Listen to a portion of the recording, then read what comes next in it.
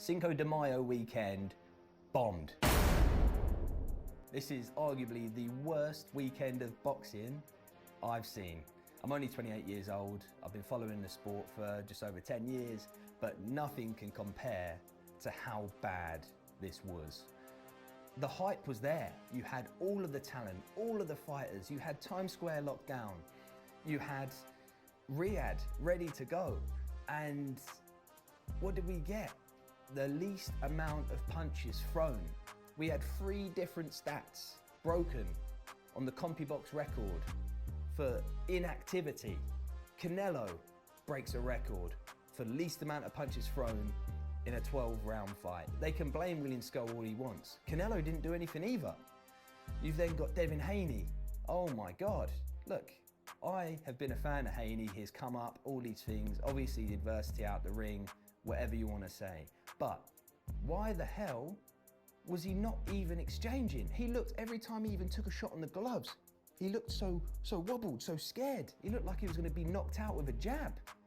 And his opponent didn't throw anything.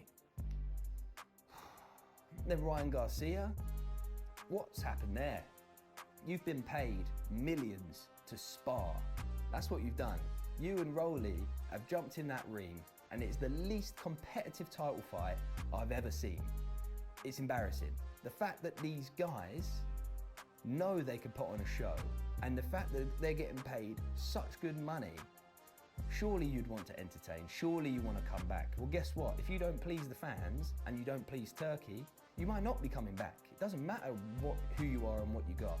You know, no one wants to see the Devin Haney versus Ryan Garcia rematch now. No one wants to see it. So, yeah, it's on them. So obviously the Saudi card, you had Bakoli.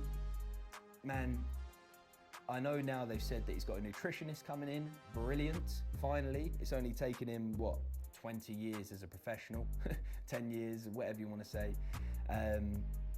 But his lack of fitness. Bakoli is a star in the making. He could literally beat all of the top guys if he took his camp seriously. Yes, of course he trains hard, but he's not disciplined. Look how unfit he was. You can't be... I'm not even going there. And then obviously the main event. You've got Canelo and Skull fighting at breakfast time. It's 7 a.m. in Saudi Arabia. And you've got a Cuban that's just moving side to side.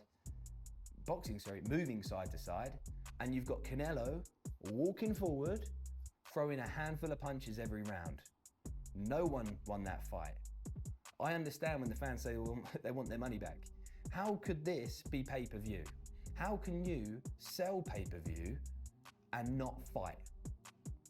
It's not on.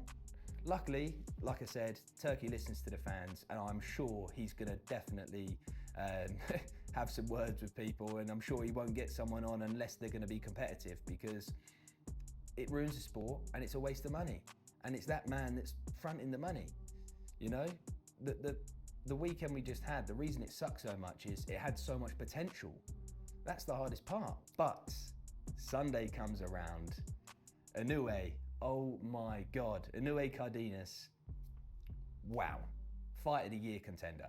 You had 2 guys come out strong, come out fast. Inoue got clipped and dropped again. Let's face it, the guy is already 2 or 3 weights above his natural weight.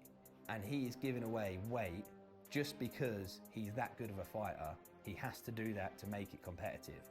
Inoue could stay at a lower weight class and just sit there his whole career and just win without even being wobbled, without being hurt. That's how confident I am in him.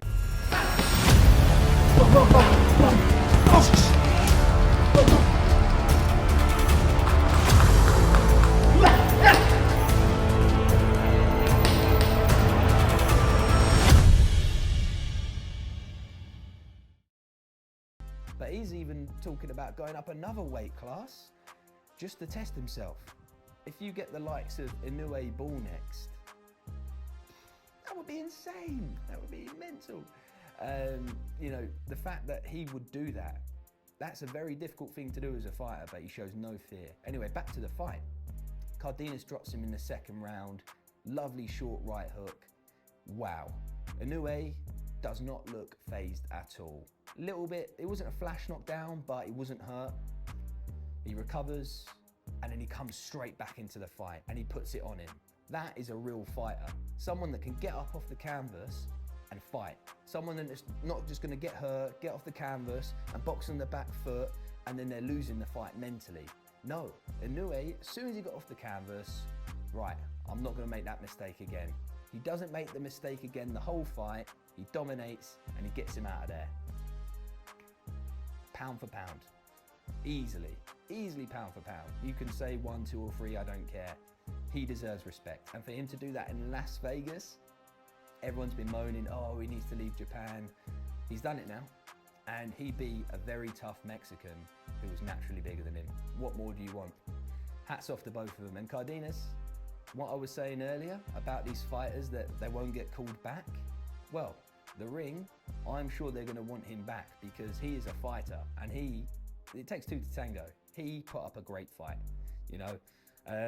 Fair play to both of them, and they saved the weekend. They saved the whole entire weekend. If it wasn't for Inoue, I don't know, it'd be pretty disheartening. You know, you spend all these hours watching these fights, and you spend ages, especially in my job, you spend ages, you know, trying to promote the fighters, and you're so involved in it because you just love the people in the sport. When they don't deliver, you can't just sit back and be like, oh, we had an off night. No, it's not good enough. You have to deliver. You put yourself through 12 weeks of hard training camp, diet, you're getting up at 5 a.m. to go on a run, you're training 3 times in a day, you're getting battered in sparring, you're tired. You do all of that to then not show up on the night. If it was one of the fights, fine, no. But it was the majority of the fights this weekend where fighters didn't come to fight. Anyway, enough of my rubbish. Do you know what we got next? Live on the zone, Kakachi versus Wood. Now this is the fight. I'm telling you, Lee Wood's been out for like a year and a half, but he can bang. He's in absolute wars. He's the type of guy to get hurt, get off the canvas, and get the job done. Kakachi, he has propelled his career in his mid-30s, and he's looking better than ever. And he had a dominant win over Josh Warrington. Both of these guys have just beat Josh Warrington. So what you got here with Kakachi and Wood are 2 guys that want to stand toe to toe and let their hands go. And that is a recipe for success. You are gonna see as a fan, everything. Do I know who's gonna win? No.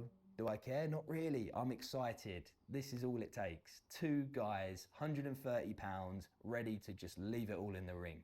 What more do you want?